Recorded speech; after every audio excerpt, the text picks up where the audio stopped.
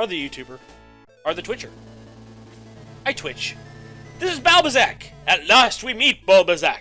Soon you and your misfits will trouble us no longer, and I won't sound so weird with my name. Balbazak, commander of the Runefaust army. You must destroy him. Alright. So, let's look at the map. We didn't look at the map well, we briefly looked at the map. So, we have a new enemy here.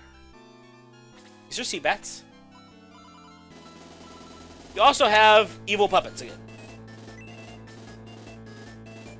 Evil puppets can heal. So he brings evil puppets. He has artillery as his main weapon. He has 2 hellhounds. Pretty much things that you have seen before. The only new thing here are the sea bats. Sea bats are going to be just annoying. They're like regular bats. They're just going to be more annoying than anything else. If you try to go forward, they're just going to trip you up and cause you problems. So I tried to maybe think about getting rid of the sea bats first. Balbazak himself, he just has a still sword. He's not very difficult. You just, pretty much the idea is surround everybody else, is basically kill everything else, and then surround Balbazak and kill him. If you have something like Kokichi, you can put Kokichi like right behind him and stab him. Or you can put like Domingo right here and just have him cast, or even right here. Domingo gives you some room. You can put him like here, here, or here, or here. We have options. So the question is, do we want to just march forward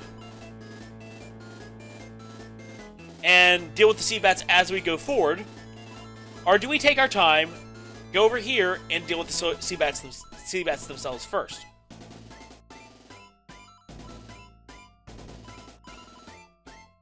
I mean, we're going to pretty much get into a mess right here.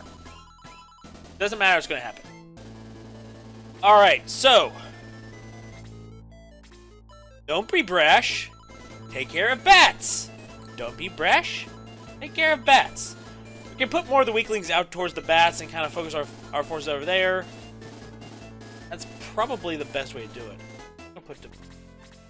We'll draw them towards us. Because a lot of the forces, if they are going to be drawn towards us, we can kind of pick them off one by one on our terms and then go out and clean up. In fact, they might not even come down as much, if at all.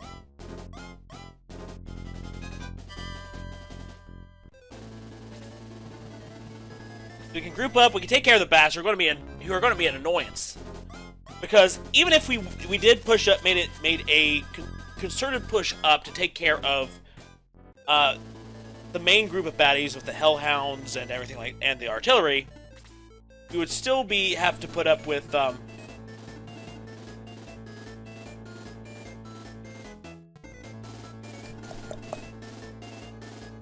it over there. I would like to try to get a push in with artillery. I'm going to try to kill some of the artillery off. Right. Instead of us being grouped up here, getting the weaklings killed off and all this, I can try to just push off a little bit to the side, kill some of the bats, get them out of the way, and just make our push upwards a bit easier.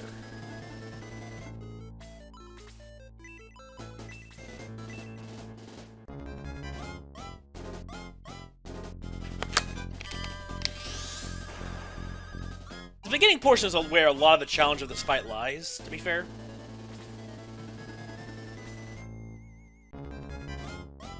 And we might lose Gort here a little bit. No, it's not too bad. Gort can take it. He's not like my main guy.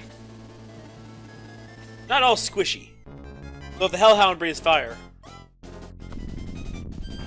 Quit breathing fire! You have a regular physical attack, use it. Okay, we need to bring Gort down.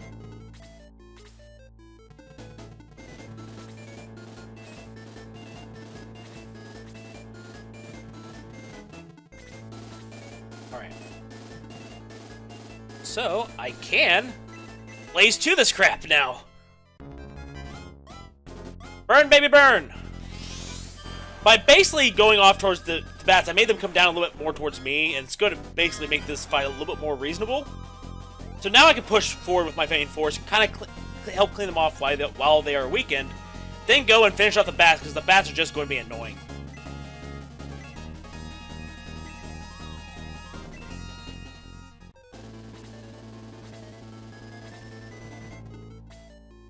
And the bats are going to be kind of concerned with Zylo. Zylo can just, you know, soak up the damage, like 1 HP at a time.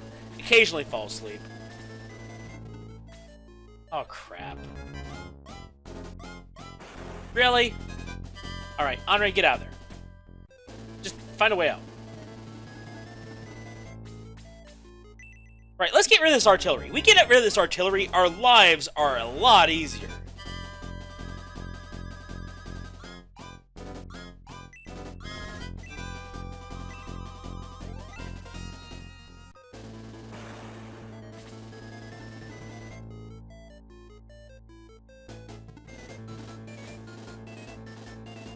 Put Arthur right here. Hit the artillery square in the face. There, no more artillery. We don't have to worry about that. We just have to worry about, like, the Hellhound. We actually get rid of the Hellhound, it's going to be very easy to clean up.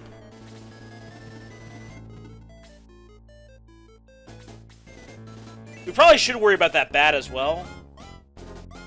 But, yeah. The bat's going to try to come back and wreak havoc in the back lines, but we can double back and take care of him.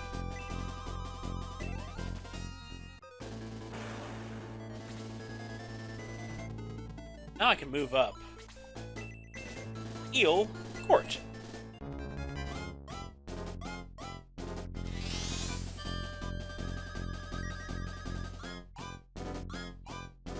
I want to heal him again.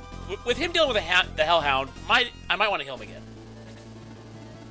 Here. Because we get rid of the Hellhound, we get rid of the major damager here at the bottom. We just clean up any of the bats we can. And just go up and deal with Balbazak's crew. The evil pup is going to retreat over there. Alright. I am going to leave Lowe here. I'm going to move Anri.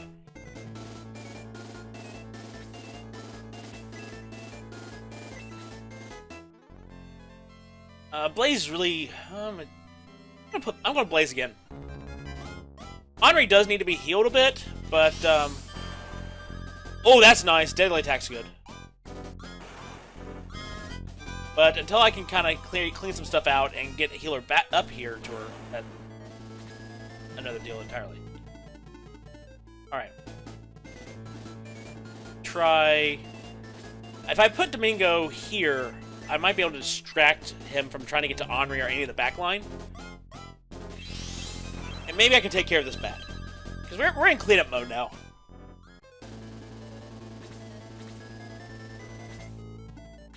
Because all these other bats are focused on Zylo, which means that everybody else can kind of just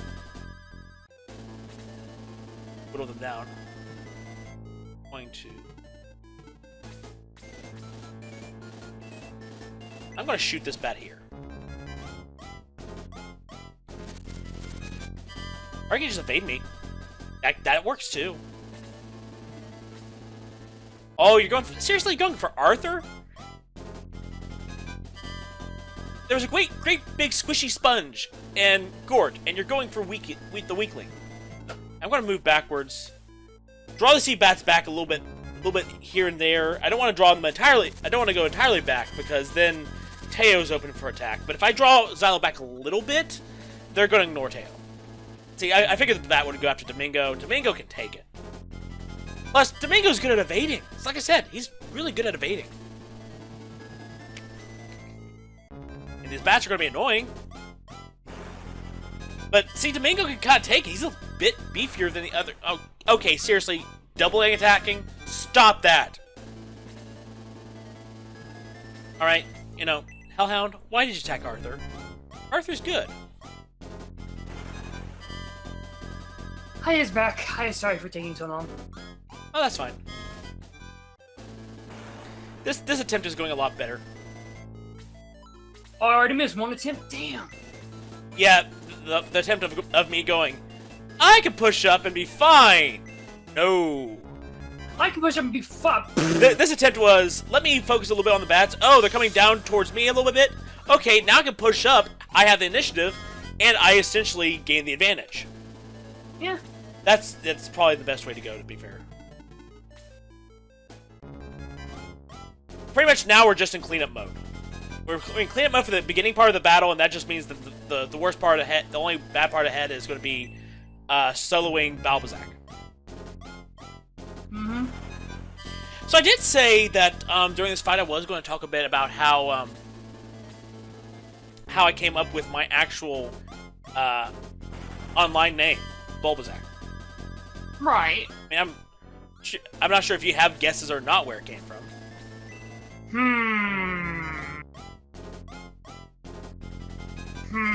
Well, I know if anything, Bulbasaur was one of your favorite Pokemon. And if anything, this game Shining Force has Balbazak. As someone who is a playable boss. That's not playable boss, but it's a boss. Or playable boss, excuse me. So I'm like, if I had to take a champion guess, you took two and fused them together. I actually have no idea. I mean, this game may have influenced the name. Originally, like when I was in high school, I actually drew like these little weekly comics. Not a lot of people see them. Like there was the one comic that I think we've talked about. But I actually had another comic called Pac Pix, where it was just a Pac-Man comic. And I actually had like a boss for. I introduced a villain in there that was just there for like a couple comics called Bulbazak. So yeah, my character. So basically, I named the character Bulbazak. I just grabbed a name out of the ethos, and maybe it was originally inspired by this game. I could not tell you now. But what happened was when I started to make an account for RuneScape, and I wanted to play on RuneScape, I needed to create an avatar name. I was trying to figure out a unique avatar name that no one would have. That villain I created immediately sprung to mind, and so I incorporated the name for my own, and it has been my online name ever since. Yep. Pay no attention that it was originally a villain for an online comic. I've essentially changed the ethos behind the name. But yeah, maybe it was inspired by this game. I could not tell you now. I have no idea where I came up with the name.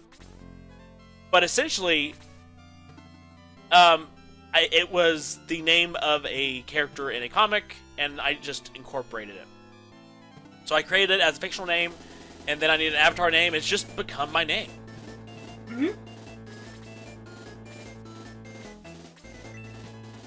So, a little tidbit, little fun little thing. I actually had somebody when I was playing, and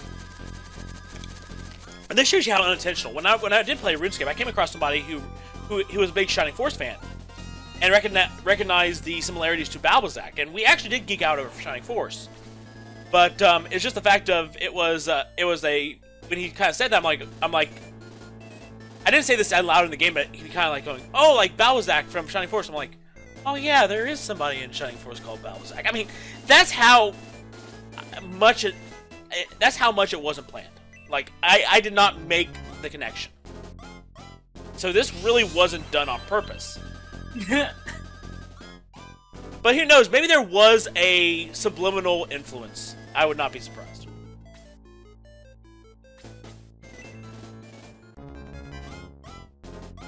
I don't think I've told that story anywhere else. I thought that'd be a good time to tell the story. Especially since we're doing streams and stuff like that, so I'm not as interested on let's just talk tactics. I can just BS a little bit and talk tactics. Mm-hmm. Especially since I'm not doing post commentary anymore. Where this is completely live and off the cuff. Right. That priest is just going to be there. That priest is going to leave me alone, so I can just clean up all these bats in the background on my back line, and then the priest is just like chilling. Like, you do you, dude. I mean, technically, I could go up and waste some magic on the priest, but he's just going to heal it. It's just going to be an excuse. I think I want to save my MP for the boss anyway. Let me go backwards. How many more bats are we dealing with? One? Alright, he's gonna come to me. Let me just put Anri here. That's it. I'm not gonna worry about the Seabat. I can just have Zylo and crew down below take care of him. And everybody else can push up. Zylo and company can catch up later. Because that means Taya will have some MP reserved, and I can just have her go ham on the boss. Understandable.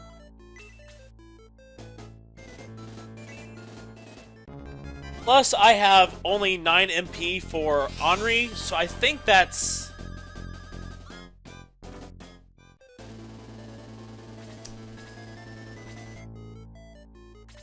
That might be enough. Well, I'm trying to remember how much... See, Freeze costs 3, Blaze Level 1 costs 2. I'm trying to remember how much Blaze Level 2 costs. It might cost... It either costs 6 or 8.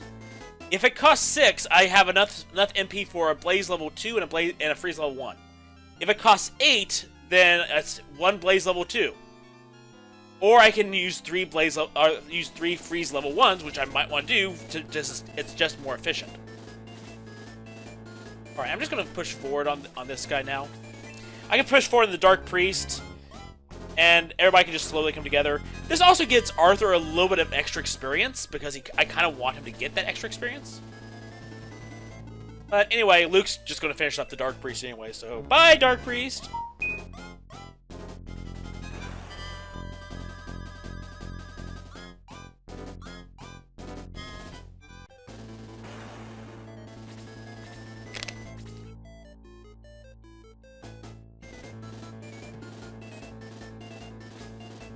Now I'm just gonna start getting people in formation a bit. They can get in formation while I finish the Seabat down there, and then we can just start making a concentrated push upwards. I kind of want to get my people back together again, because before we take on Balbazak, I want to kill the Hellhound and the puppet up there. I'm gonna have Domingo go across the water, because I can have him try to catch up via shortcut. Right. Or the sea back and try to take care of Domingo. Okay. That's a thing that can happen.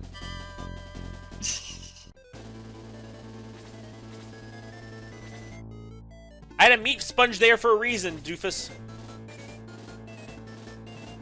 Okay, how much? Let's see. Blaze level 2 costs 5. So I can do a Blaze Level 2 and 2 Blaze Level 1s.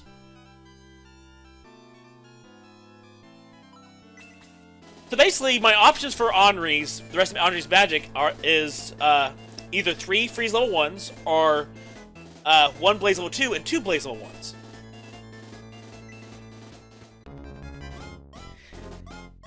Just the most efficient use of her spells.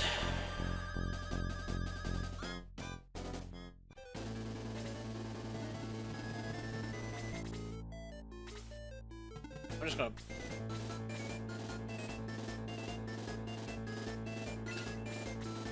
Go right here and attack him? I can. Alright, hopefully this finishes up the Seabat. Everybody else should kind of just...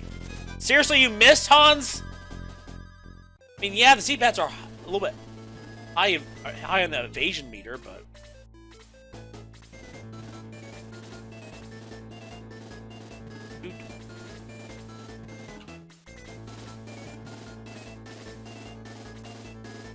Alright, we're just gonna kick this thing's butt.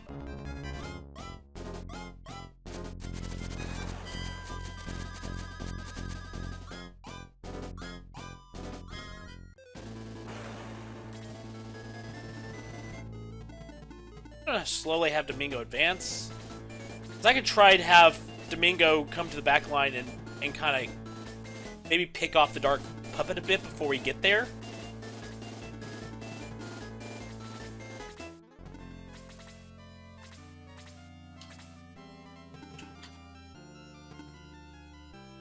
I want to put Arthur there.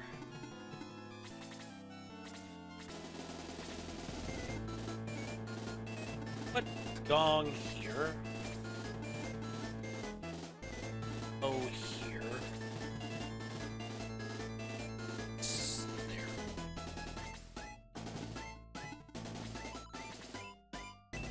Alright, so I'm just going to start casting Freeze on the evil puppet.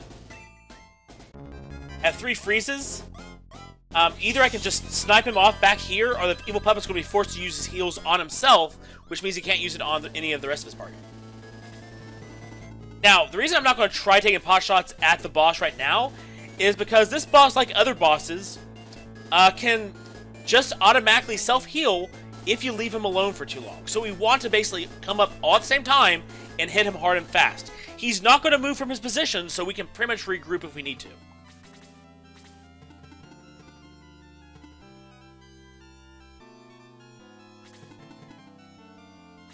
I have my guy stay right here. We're going to wait around. Just wait for everybody else to kind of regroup a bit. So that I can actually, we can all just kind of advance and just dogpile. After all, the Hellhound is not going to move. And the evil puppet's not healing himself, which means I might be able to have Domingo just outright kill him and have Domingo stay in the water and just pot shot people. Which I'm okay with. Alright, we pretty much have almost everybody up front. Domingo's just this guy's backline just casting magic from the water, just killing everything. They're going, what's happening? Puppet, why did you heal yourself? Domingo's level 2. He probably has freeze level 2 now. I mean, his HP and MP, like, start shooting up drastically. And he gets freeze level 2 and 3 and all that stuff as well. Alright. So what we can do now is, for the most part, we have everybody here. So I can actually start rushing in.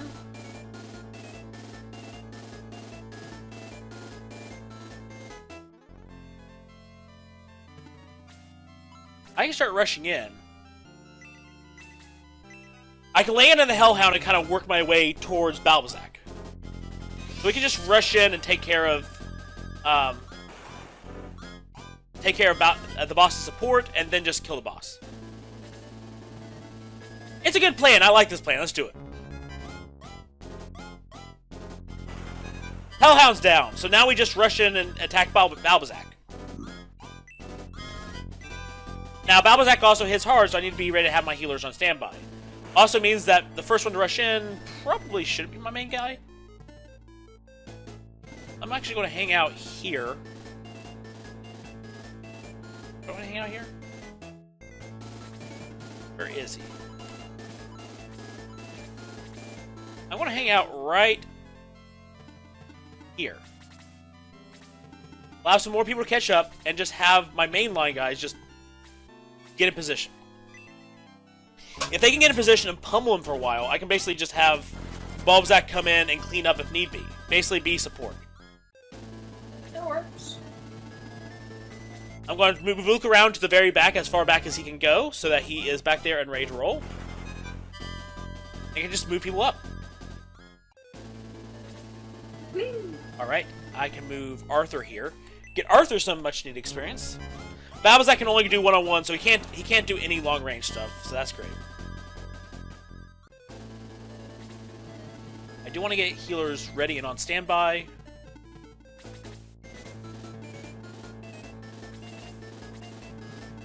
And now Zylo and everybody's kind of moved in, so we can kind of just go ham. See, he actually, if you noticed, he actually did heal a bit between some of the rounds. Because he's got the ring equipped? No, just bosses in general, for most of the bosses, they actually heal a bit in between rounds, so if you don't focus them down, they'll just naturally heal. Right. Because I remember it from Fire Emblem things, so I'm like, yay! Alright, so Domingo has used all his magic, so he's pretty much useless now.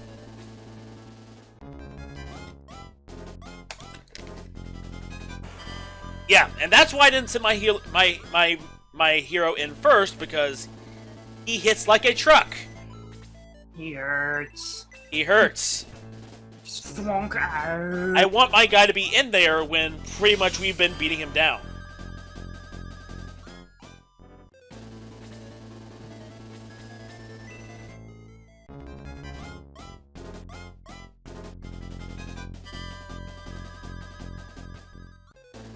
And I'm going to move healers into position. I'm going to move here. I'm going to put... I'm going to eventually move healers in position here. So that healers are in position so that frontline fighters can move in and out of the line of duty to just get healed.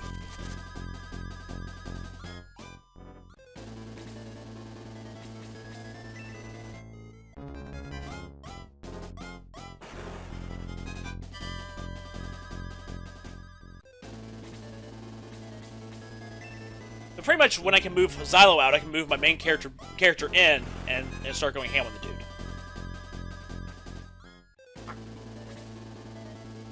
So I'm going to move...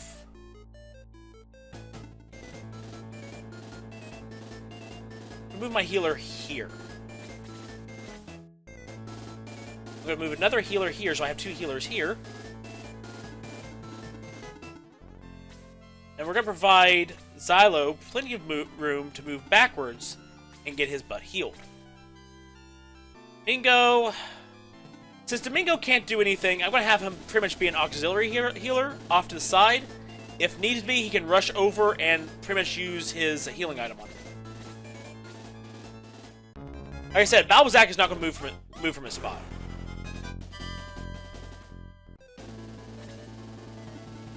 Alright.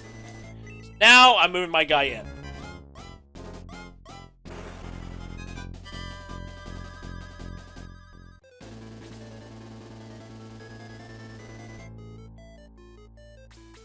Gort, I want you to stay put. I'll have a healer come to you.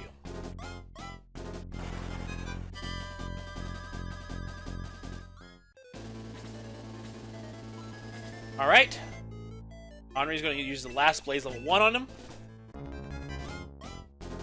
That means eventually I can just move Anri out of the way there and pretty much just put a healer just there.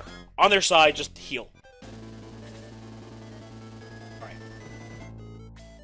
Ayo. 13. How to best use the magic. 5. So pretty much Blaze level 3 and Blaze level 2. So I'm just using my biggest magic spell on him right now. It should kill him. He's dead.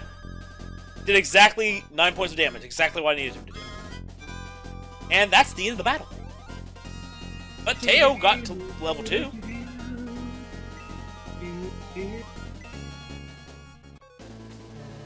Bulbazak, take the ship, but please, spare my life, please. So you get a choice as to whether you can spare his life or kill him. Eddie? This choice doesn't make a difference. Alright.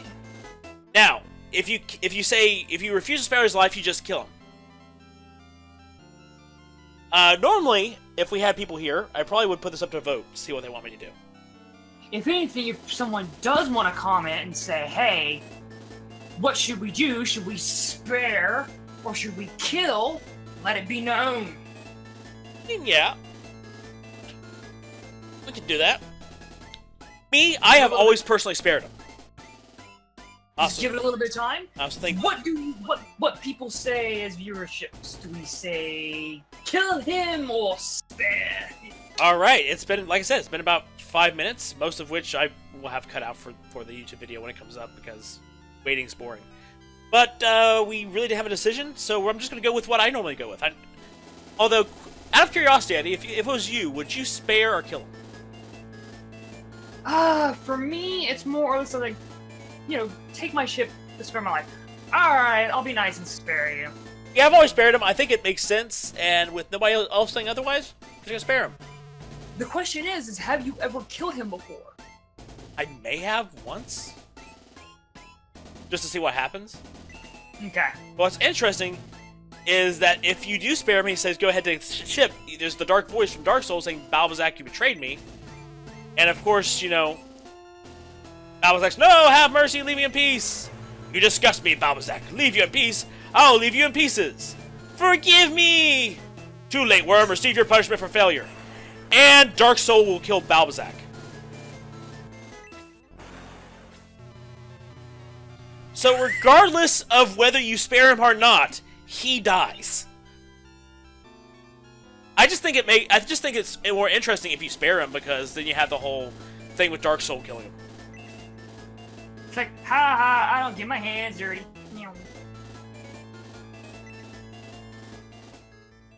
And that was Chapter 4, The Great Fortress of Balbazak.